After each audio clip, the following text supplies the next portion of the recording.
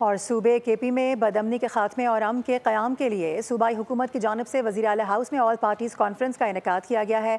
बताया जा रहा है कि APC में पाकिस्तान पीपल्स पार्टी, मुस्लिम लीग नून, अवामी नेशनल पार्टी, जमीयत उलमा इस्लाम और PTI ने हुकूमती APC में शिरकत से इनकार कर दिया है। आपको ये बता दें कि सूबे केपी में बदअमनी के खात्मे और अमन के क़याम के लिए सूबाई हुकूमत की जानिब से वज़ीर आला हाउस में ऑल पार्टीज़ कॉन्फ्रेंस का इनेकाद किया गया है। इससे कबल बताया जा रहा था इस तरह की कॉन्फ्रेंस रखी जाएगी जिसमें तमाम पार्टीज़ के तहफ़्फ़ुज़ात को सुना जाएगा और सूबे में किस तरह से अमन का क़याम ज़रूरी बनाना है उस पर भी बातचीत की जाएगी। मज़ीद बात होगी, आसिफ शहजाद हमें ज्वाइन कर रहे हैं। जी आसिफ।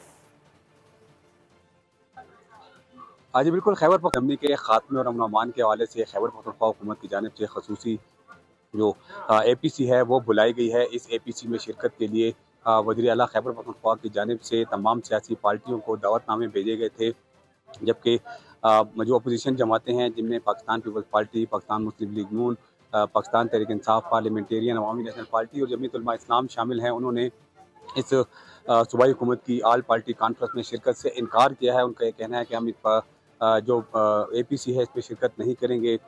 जो APC है उसकी सदारत कर रहे हैं वज़ीर आला अली अमीन खान गंडापुर। ख़ासकर जो कबायली जो जमशुदा कबायली अजला हैं वहाँ की सूरत हाल जो है वो उसमें डिस्कस की जाएगी, जबकि ताजर तंजीमें जो हैं वो भी इसमें शिरकत कर रहे हैं और उलमा कराम शिरकत कर रहे हैं। तो इस ऑल पार्टी कॉन्फ्रेंस में सूबे के अमन व अमान के हवाले से सब्सक्राइब करें और बेल दबाएं ताकि कोई खबर रह न जाए।